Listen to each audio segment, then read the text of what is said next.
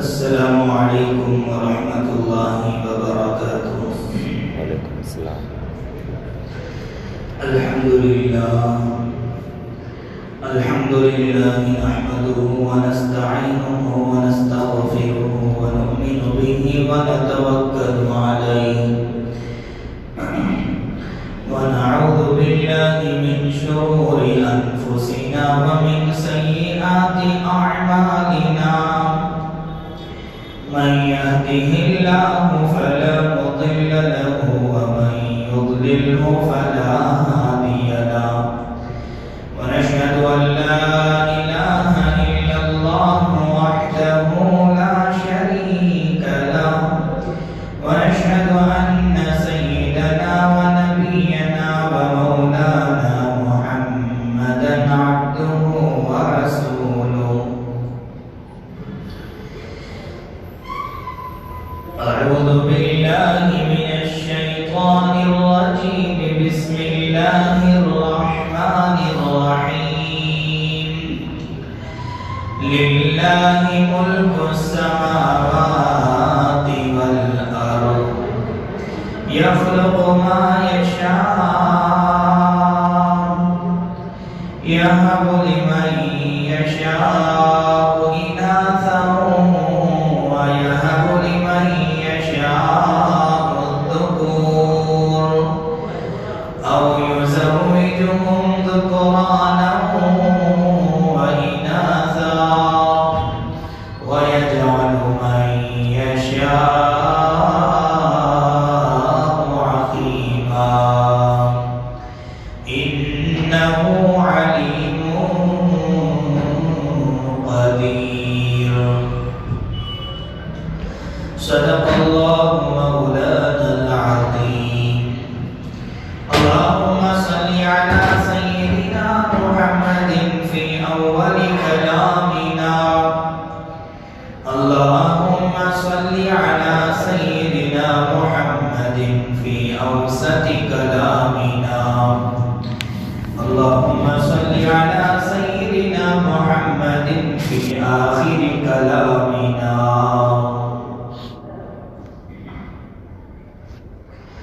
اللہ کے نام سے شروع کرتا ہوں جو بڑا مہربان نہایت رحم کرنے والا ہے۔ ہر قسم کی حمد و ستائش، تمام قسم کی تعریفوں کے لائق وہی ایک اللہ پاکی ذات ہے جو ہم سب کا پیدا کرنے والا اور پالنے والا ہے، ساری کائنات کا خالق حقیقی اور ہر ذرے کا مالک و مختار ہے، جو چاہتا ہے وہ کرتا ہے، اس کے کرنے کرانے میں، اس کی قوت و طاقت میں، اس کے ارادے اور فیصلے میں کوئی اس کا شریک نہیں، کوئی اس کا پارٹنر نہیں، کوئی اس کا ہمسر نہیں ہے۔ وہ ایک ہے، یکتا ہے، ہمیشہ سے ہے اور ہمیشہ رہے گا۔ درود و سلام نازل ہو میرے اور آپ کے آقا جناب محمد الرسول اللہ صلی اللہ علیہ وسلم پر، آپ کے آل پر، آپ کے ازواج پر، آپ کے متبعین پر، آپ کے ماننے والوں پر۔ محترم حاضرین، میں نے ابھی آپ حضرات کے روبرو سورۃ الشورى کی ایک آیت تلاوت کی ہے۔ اس آیت میں اللہ تبارک و تعالی نے ارشاد فرمایا، للہ ملک السماوات والارض، زمین و آسمان کا مالک اللہ تبارک و تعالی ہی ہے۔ زمین و آسمان کی بادشاہت اللہ تبارک و تعالی ہی کے لیے ہے۔ زمین و آسمان کی سلطنت اللہ تبارک و تعالی ہی کے لیے ہے۔ یخلق ما یشاء، جو چاہتا ہے وہ پیدا کرتا ہے۔ یہب لمن یشاء اناسا، جسے چاہتا ہے اللہ تبارک و تعالی بیٹیاں عطا کرتا ہے، لڑکیاں عطا کرتا ہے۔ وَيَهَبُ لِمَن يَشَاءُ الذُّكُورَ، اور جسے اللہ تبارک و تعالی چاہتا ہے لڑکے عطا کرتا ہے، بیٹے عطا کرتا ہے۔ او یزوجہم ذکرانا و اناسا، اور جسے چاہتا ہے اللہ تبارک و تعالی بیٹے اور بیٹیاں دونوں عطا کرتا ہے، لڑکے اور لڑکیاں دونوں عطا کرتا ہے۔ وَيَجْعَلُ مَن يَشَاءُ عَقِيمًا، اگر اللہ تبارک و تعالی کی مرضی نہیں ہے، اگر اللہ تبارک و تعالی کی چاہت ہے تو اللہ تعالیٰ محروم کر دیتا ہے، لا ولد بنا دیتا ہے، بانجھ بنا دیتا ہے۔ انہ علیم قدیر، بے شک اللہ تبارک و تعالی بہت خوب جاننے والا، ہر چیز پر قادر ہے، طاقت رکھنے والا ہے۔ حضرت اللہ تبارک و تعالی نے اس آیت میں انسان کے اولاد کے حوالے سے بڑی حقیقت بیان فرمائی ہے کہ انسان اپنے اولاد کے حوالے سے کوئی اختیار نہیں رکھتا، کوئی قدرت نہیں رکھتا کہ انسان کو اس کے من چاہی اولاد مل جائے، اپنے من پسند کی اولاد مل جائے، بلکہ انسان کو اپنے من چاہی اولاد نہیں ملتی، بلکہ رب چاہی اولاد ملتی ہے۔ اسی لیے اللہ تبارک و تعالی نے اولاد کے اعتبار سے انسانوں کی 4 قسمیں بیان فرمائی ہیں۔ ان میں سے سب سے پہلا، کچھ لوگ ہوتے ہیں اللہ تبارک و تعالی نے انہیں بیٹیاں ہی بیٹیاں عطا کرتا ہے، لڑکیاں ہی لڑکیاں عطا کرتا ہے۔ دوسری قسم، کچھ لوگ ہوتے ہیں اللہ تبارک و تعالیٰ انہیں لڑکے ہی لڑکے عطا کرتا ہے، بیٹے ہی بیٹے عطا کرتا ہے۔ تیسری قسم، کچھ لوگ ہوتے ہیں اللہ تبارک و تعالیٰ انہیں لڑکے بھی عطا کرتا ہے، لڑکیاں بھی عطا کرتا ہے، بیٹے بھی عطا کرتا ہے، بیٹیاں بھی عطا کرتا ہے۔ چوتھی قسم، کچھ لوگ ہیں ان سے اللہ تبارک و تعالیٰ کو آزمائش مقصود ہوتی ہے، امتحان مقصود ہوتا ہے، اس لیے اللہ تبارک و تعالیٰ ان کو اولاد سے محروم کر دیتا ہے، لا ولد بنا دیتا ہے، بانجھ بنا دیتا ہے۔ انہ علیم قدیر، بے شک اللہ تبارک و تعالیٰ خوب جاننے والا ہے کہ کس کو کیا دینا چاہیے، کیا نہیں دینا چاہیے۔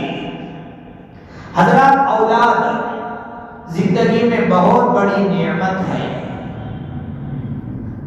اولاد کی نعمت ہونے کا سب سے پہلا سبب یہ ہے کہ اولاد انسانی نسل کا بقا ہے، اولاد انسانی نسل کا بقا ہے۔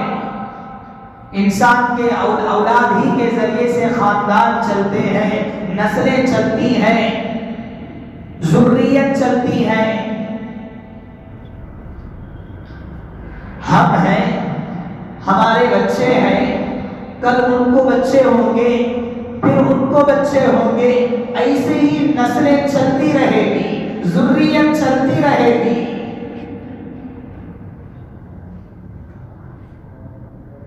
اگر بچے نہیں ہوئے تو نسلیں ختم ہو جاتی ہیں، ذریت ختم ہو جاتی ہے۔ اس لیے اولاد زندگی میں بہت بڑی نعمت ہے، انسانی نسل کا بقا ہے۔ اور اسی طرح اولاد نعمت اس لیے بھی ہے کہ یہ بھی بہت بڑا ریزن ہے اولاد کے نعمت ہونے کے لیے کہ اولاد زندگی کا سہارا ہے، اولاد زندگی کا سہارا ہے۔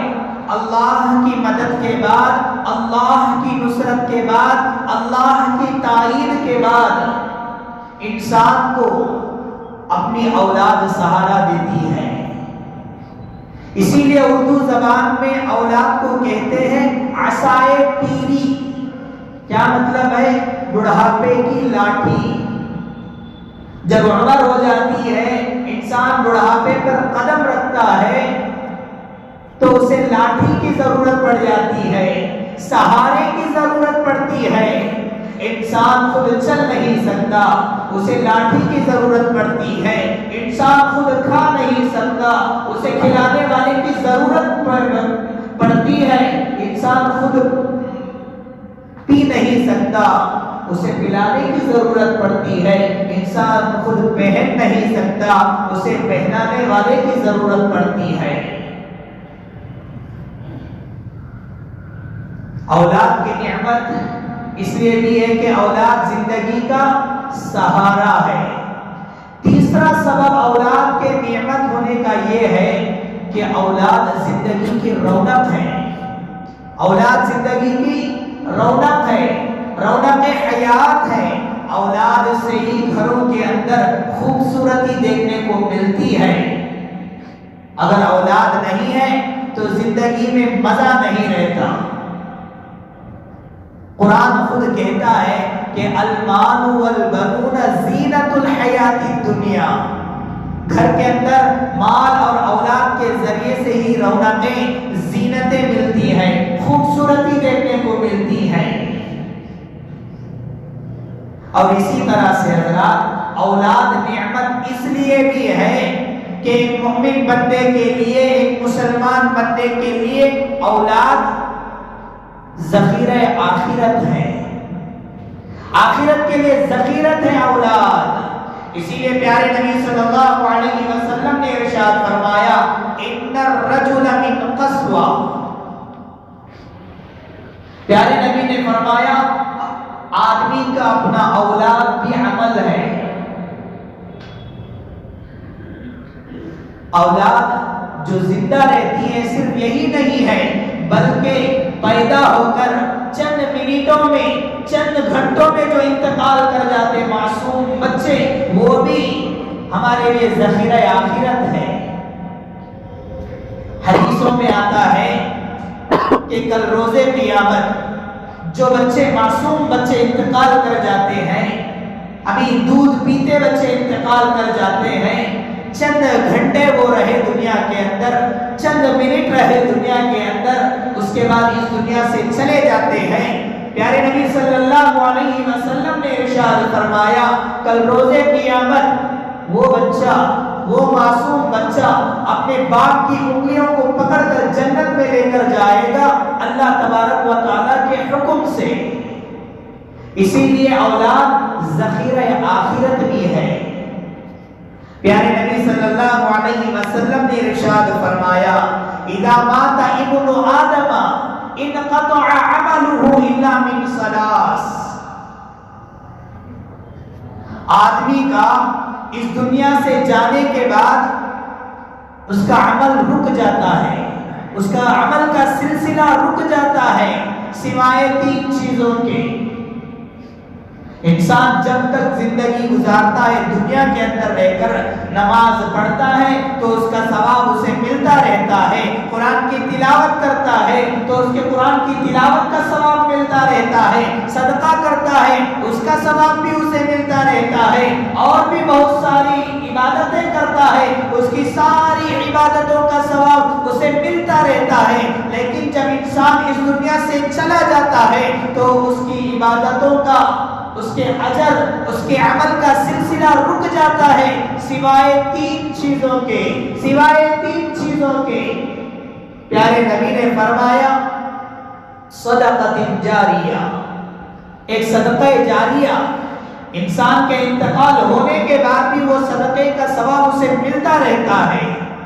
اگر آپ نے صدقہ جاریہ کیا ہے، آپ نے کسی مسجد بنوا دی، مسجد کی تعمیر کروا دی، یا مدرسہ بنوا دیا، یا خانقاہ بنوا دیا، یا کسی یتیم بچی کی شادی کروا دی، یا کسی اور کی مدد کر دی، یا کسی بچے کو حافظ بنا دیا یا کسی بچے کو عالم بنا دیا یا کسی بچے کی تعلیم کے لیے مدد کر دیا تو یہ صدقہ جاریہ کہلائے گا.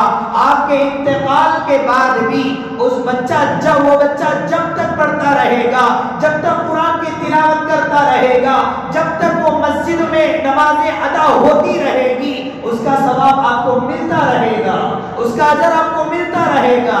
یہ ہے صدقہ جاریہ. انسان کے انتقال کے بعد بھی انسان کو اس کا ثواب ملتا رہے گا. پیارے نبی نے فرمایا دوسری چیز ہے وَعِلْمٍ يُنْتَفَعُ بِهِ، ایسا علم جس سے لوگ فائدہ اٹھاتے رہیں گے، ایسا علم جس سے لوگ فائدہ اٹھاتے رہیں گے. ہم نے علم حاصل کیا، ہم سے لوگ علم کا فائدہ اٹھاتے ہیں، ہم سے آ کر مسائل بیان کرتے ہیں، حلال اور حرام کے بارے میں سوال پوچھتے ہیں.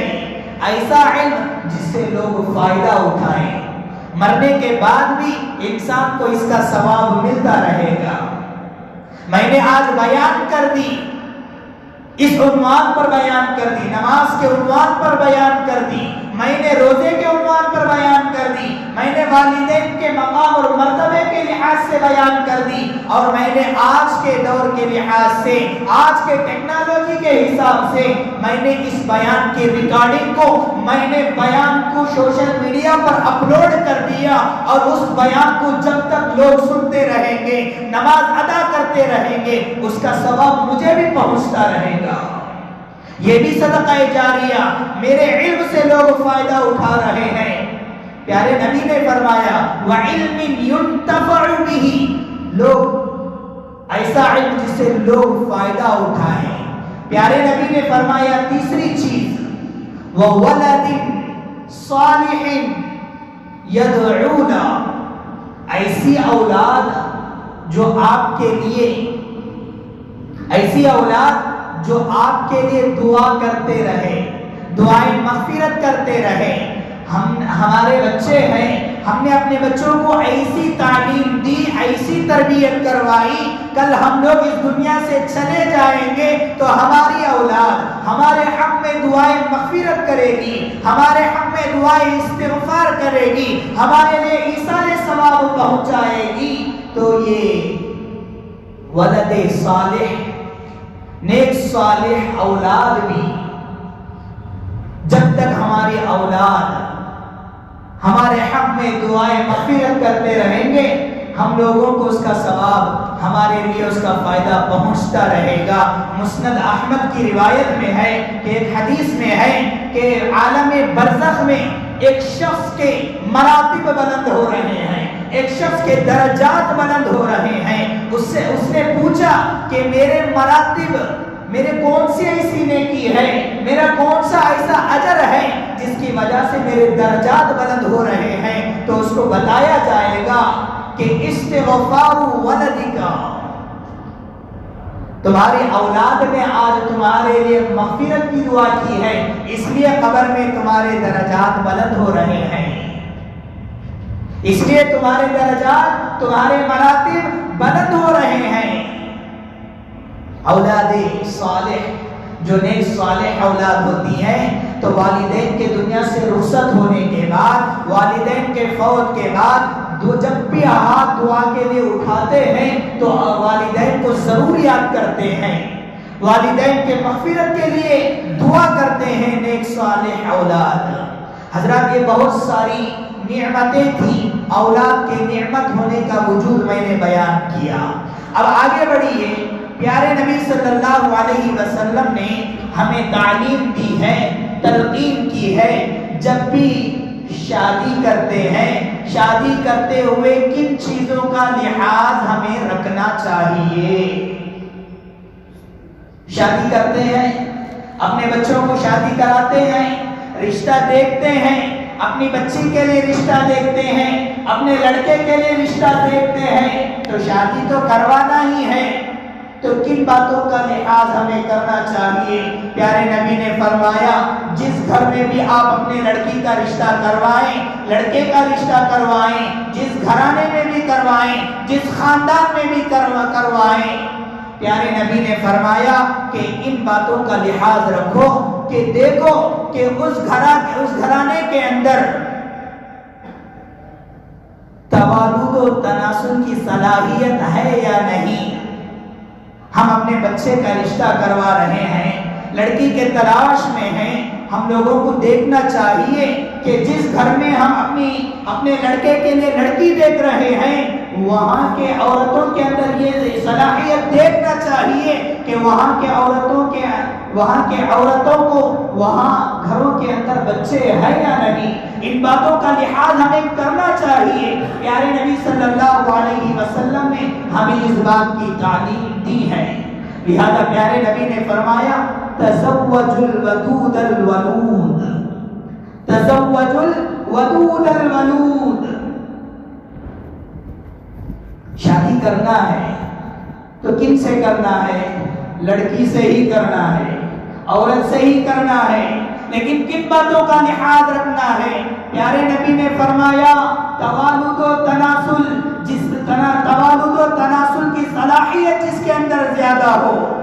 توالد و تناسل جانتے ہیں؟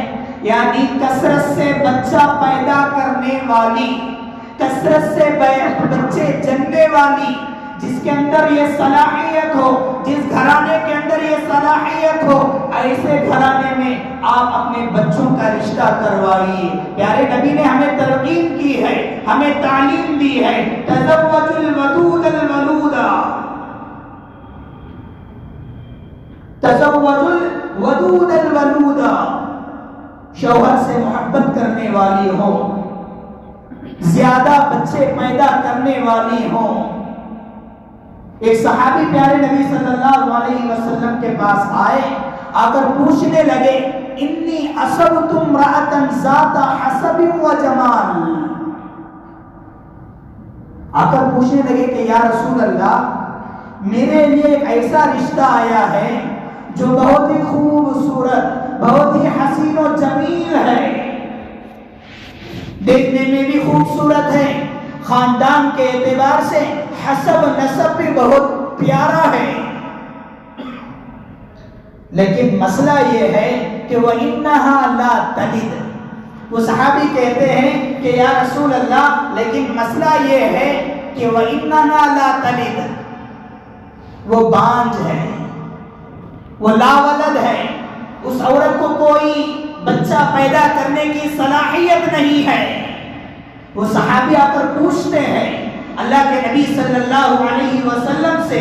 پیارے نبی صلی اللہ علیہ وسلم نے فرمایا، یہاں پر ایک مسئلہ غور کرنے کی بات ہے. وہ صحابی کو کیسے معلوم کہ وہ عورت کے اندر بچہ پیدا کرنے کی صلاحیت نہیں ہے؟ کیسے معلوم؟ بہت ساری وجوہات ہو سکتے ہیں کہ وہ عورت کسی پہلے کے نکاح میں رہی ہوگی، بیوہ رہی ہوگی، اس کے بیوہ رہنے کی وجہ سے، پہلے شادی، پہلا نکاح ہونے کی وجہ سے اس کے لاولد ہونے کا، بانجھ پن کا پتہ چلا ہو، یا کوئی اور وجوہات ہو سکتی ہیں. لہذا پیارے نبی صلی اللہ علیہ وسلم سے پوچھا گیا کہ یا رسول اللہ میرے پاس ایسی عورت کا رشتہ آیا ہے جو بہت ہی حسین ہے، جمیل ہے، حسب نسب بھی بہت بڑا پیارا ہے، لیکن مسئلہ یہ ہے کہ وَإِنَّهَا لَا تَلِدُ، وہ توالد و تناسل کی صلاحیت نہیں رکھتی. پیارے نبی صلی اللہ علیہ وسلم نے فرمایا کہ لا، نہیں. پیارے نبی نے فرمایا ایسی عورت سے نکاح مت کرو، ایسی عورت سے نکاح مت کرو. لیکن صحابی پھر دوسری مرتبہ آئے، آ کر پوچھنے لگے، اس لیے کہ صحابی کو اس رشتے پر دل اٹکا ہوا تھا، اس لیے بار بار آ کر پوچھنے لگے کہ یا رسول اللہ کیا میں نکاح کر سکتا ہوں ان سے؟ دوسری مرتبہ بھی پیارے نبی نے فرمایا کہ لا، نہیں. پھر تیسری مرتبہ آئے، آ کر پوچھنے لگے کہ یا رسول اللہ کیا میں نکاح کر سکتا ہوں؟ تو پیارے نبی نے تیسری مرتبہ بھی فرمایا کہ لا، نہیں. اس لیے کہ اس حدیث سے یہ مطلب نہیں نکالنا کہ بانجھ پن، جسے اولاد نہیں ہوتی اس سے نکاح کرنا جائز نہیں ہے، ایسا مسئلہ نہیں نکالنا.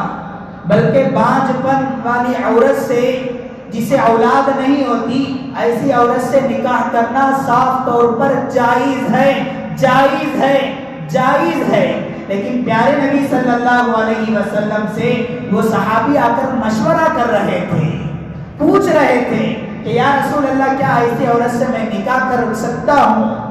تو پیارے نبی نے ان کے حق میں جو رائے بہتر ہے پیارے نبی نے وہ رائے پیش کی، وہ رائے پیش کی۔ تو اس لیے ہم لوگوں کو چاہیے کہ جب بھی اپنے لڑکوں کے لیے نکاح کراتے ہیں، رشتہ دیکھتے ہیں، تو یہ ضرور دیکھنا چاہیے کہ جس گھر میں ہم نکاح کرتے ہیں اس گھر کے عورتوں کو بچے ہیں یا نہیں۔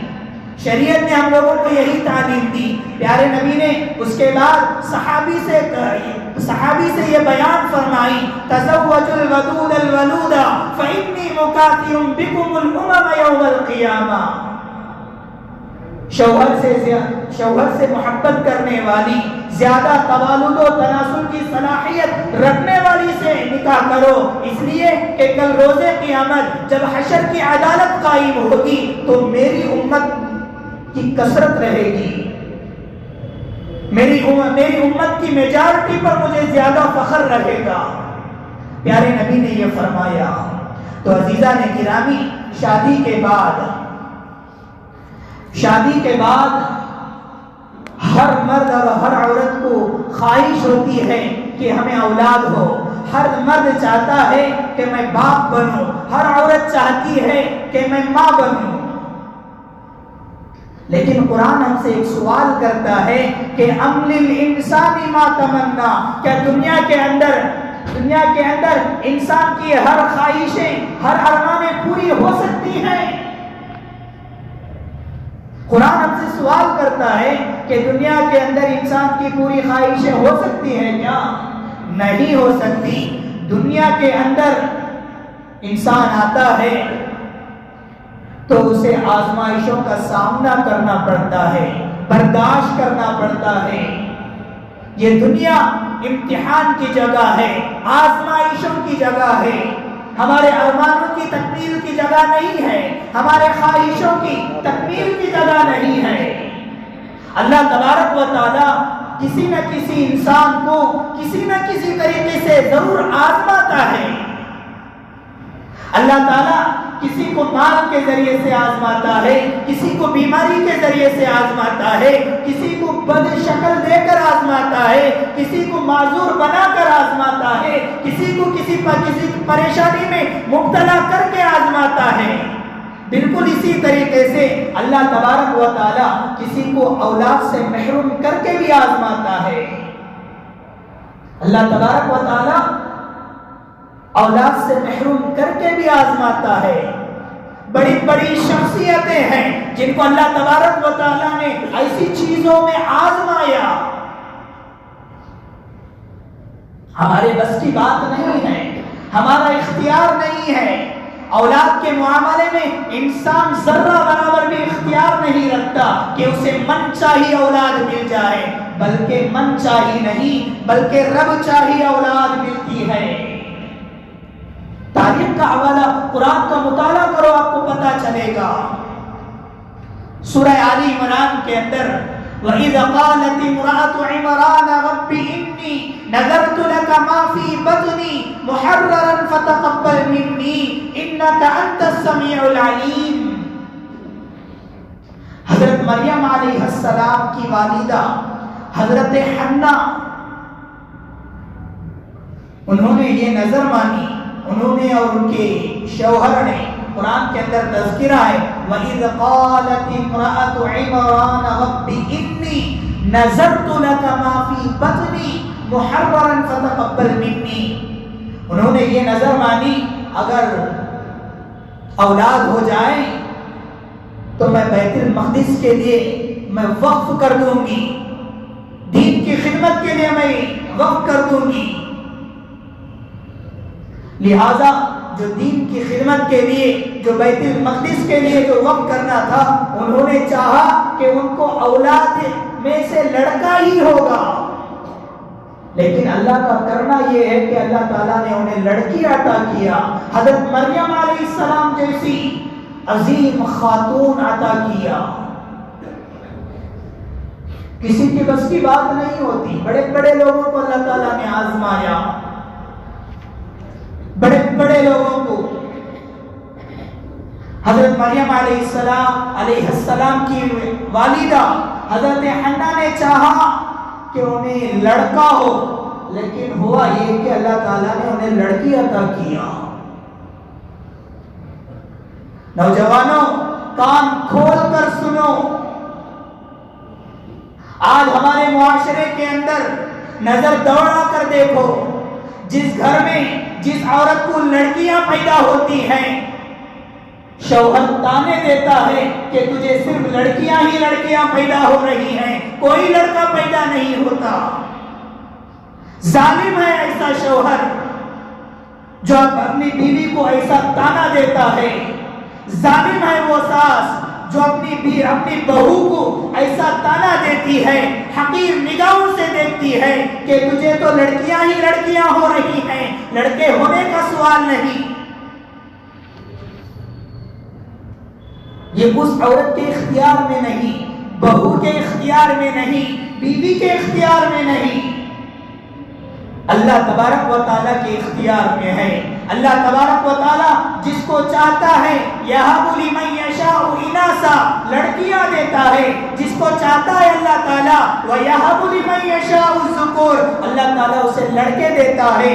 اللہ تعالیٰ جس کو چاہتا ہے أَوْ يُزَوِّجُهُمْ ذُكْرَانًا وَإِنَاثًا اللہ تعالیٰ لڑکے اور لڑکیاں دونوں عطا کرتا ہے۔ اللہ تبارک و تعالیٰ کی اگر مرضی نہیں ہے، اللہ تبارک و تعالیٰ کی اگر چاہت نہیں ہے تو اللہ تعالیٰ باز بنا دیتا ہے، لا ولد بنا دیتا ہے۔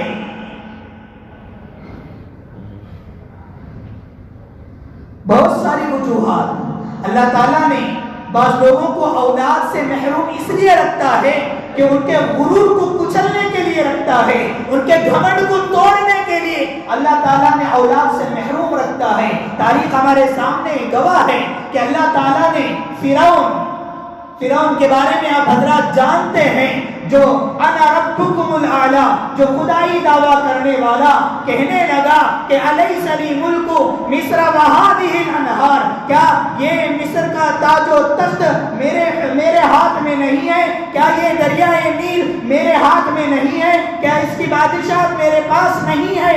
یہ دعویٰ کرنے والا لیکن بے بس تھا، اس کے لیے کوئی اولاد نہیں تھی۔ خدائی دعویٰ کرنے والا لیکن اس کے لیے اولاد نہیں تھی۔ اٹھائیے قرآن اٹھا کر پڑھیے، دیکھیے جب حضرت موسیٰ علیہ السلام کی والدہ جب حضرت موسیٰ علیہ السلام کو صندوق میں رکھ کر دریائے نیل میں بہا دیا، وہ صندوق بہتا ہوا شاہی فرعون دربار میں پہنچ گیا۔ جب کھولا گیا تو ایک خوبصورت ایک حسین و جمیل بچہ جب کھولا گیا تو مسکراتا ہوا بچہ ملا، تو فرعون سوچنے لگا ہو سکتا ہے کہ یہ بچہ وہی ہو جو نجومیوں نے کہا کہ بنی اسرائیل میں ایک ایسا بچہ پیدا ہوگا جو تمہاری سلطنت کو ختم کر دے گا، تمہاری حکومت کا خاتمے کا سبب بنے گا۔ فرعون نے چاہا کہ اس بچے کو قتل کر دے، لیکن اللہ تبارک و تعالیٰ نے حضرت آسیہ کے دل میں اس بچے کی محبت ڈال دی۔ حضرت آسیہ کہنے لگی لا تقتلوه عسى ان ينفعنا او نتخذه ولدا، اس بچے کو قتل مت کرو، ہو سکتا ہے کہ آئندہ چل کر اس بچے سے ہمیں کوئی بڑا فائدہ ہو سکتا ہو، یا آئندہ چل کر ہم اس بچے کو اپنے اولاد بنا لیں، ہم اپنا بچہ بنا لیں۔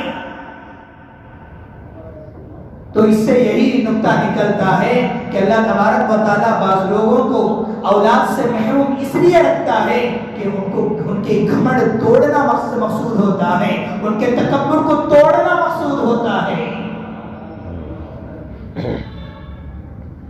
بہت سارے دو قسم ہیں، یہ تو کلی محرومی، ایک ہوتا ہے جزئی محرومی، کسی کو سرے سے اولاد ہی نہیں ہوتی، سرے سے اولاد ہی نہیں ہوتی، نہ تو لڑکا ہوتا ہے نہ تو لڑکی ہوتی ہے، بعض جزئی محرومی، بعض لوگوں کو صرف لڑکیاں ہی لڑکیاں ہو رہی ہیں، لڑکے نہیں ہو رہے ہیں۔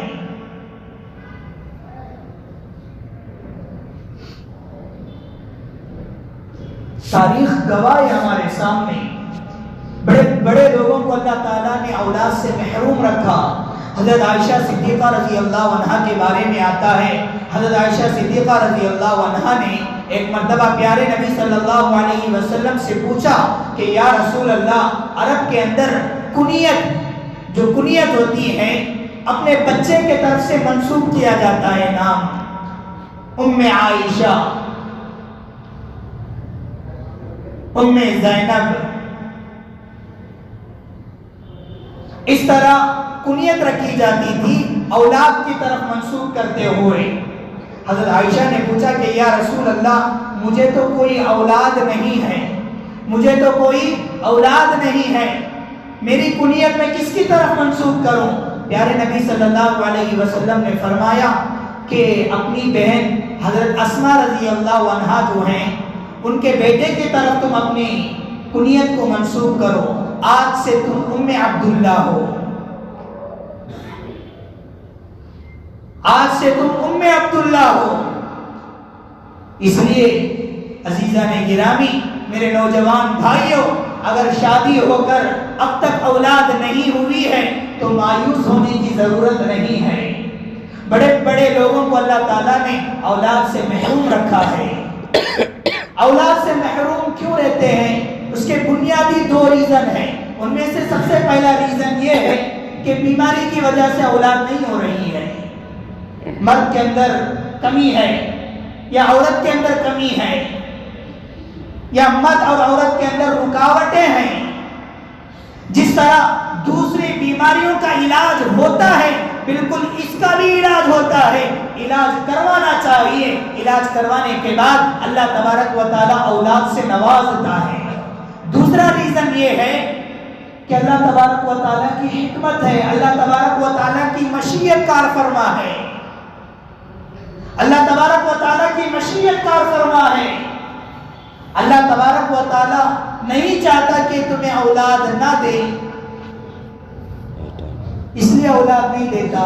اس لیے ہم لوگوں کو چاہیے کہ اگر شادی ہو کر 3 سال ہو گیا، 6 سال ہو گیا، 10 سال ہو گیا، 20 سال ہو گیا تو مایوس ہونے کی ضرورت نہیں ہے۔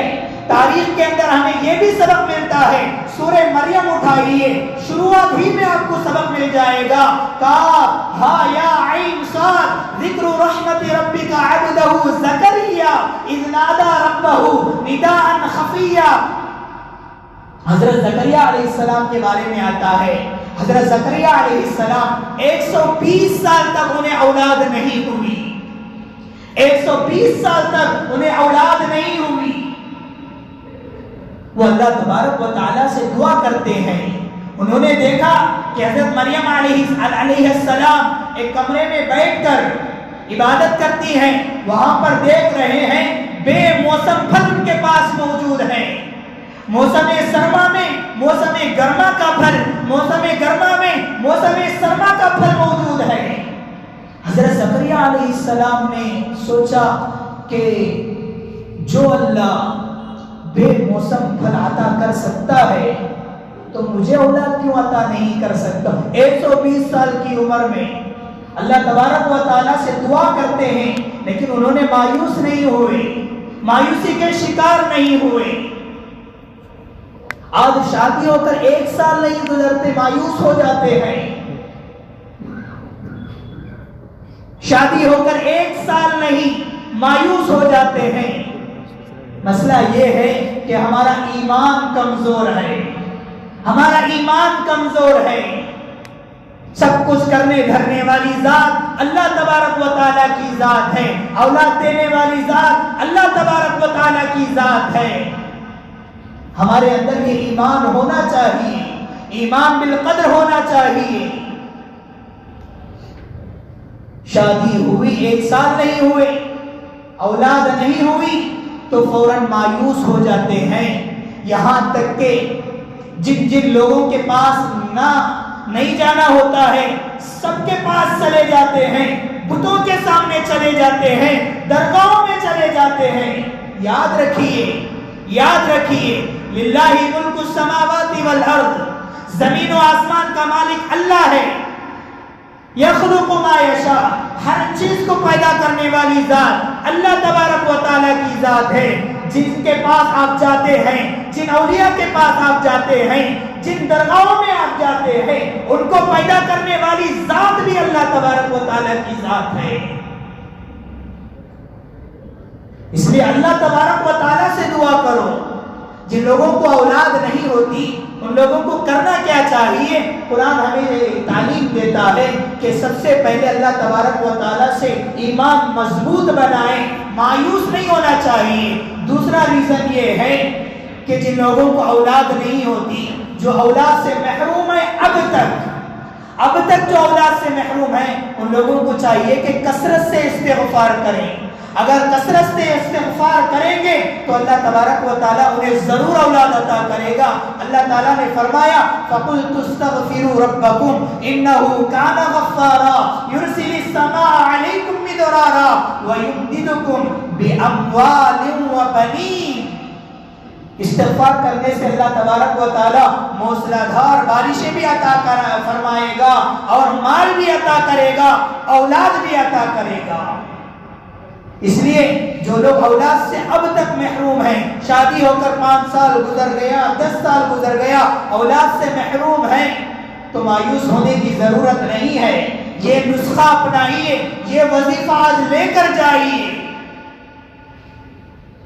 استغفار کی کثرت۔ اور اسی طرح سے حضرات، جو لوگ اولاد سے محروم ہیں ان میں سے ایک یہ ہے کہ رقیۃ الشرعیہ، دم کروانی چاہیے، دم کروانا چاہیے، قرآن کو سہارا لینا چاہیے، قرآن پڑھ کر اپنے اوپر دم کروائیے، اس لیے کہ قرآن شفا ہے۔ آپ کے اندر جو رکاوٹیں میاں بیوی کے درمیان جو اولاد ہونے کے لیے جو رکاوٹیں ہیں، وہ تمام رکاوٹوں کو قرآن ختم کر دے گا، اس لیے کہ قرآن شفا ہے۔ اور بھی بہت ساری باتیں، اولاد جن لوگوں کو نہیں ہوتی ان کے تعلق سے اور بھی بہت ساری باتیں ہیں۔ بس اللہ تبارک و تعالیٰ سے دعا فرمائیں، اللہ تبارک و تعالیٰ اب تک جن جوڑوں کو اولاد نصیب نہیں ہوئی ہے، اللہ تعالیٰ ان کو اولاد نصیب فرمائیں، قرینہ اولاد نصیب فرمائیں، نرینہ اولاد نصیب فرمائیں، آنکھوں کی ٹھنڈک والی اولاد نصیب فرمائیں، جلد سے جلد اللہ تبارک و تعالیٰ ان کے گود کو بھر دیں۔ آمین وآخر دعوانا الحمدللہ رب العالمین۔ حضرات حسب معمول ہماری مسجد کے یہ جو پیچھے حصے کا کام جو جاری ہے، گرینیٹ کا کام جاری ہے، اس لیے جو حضرات تعاون کرنا چاہتے ہیں ہمارے ذمہ داروں سے رابطہ کریں، زیادہ سے زیادہ تعاون فرماتے ہوئے جائیں۔ اللہ تبارک و تعالیٰ آپ کے دینے کو قبول فرمائے۔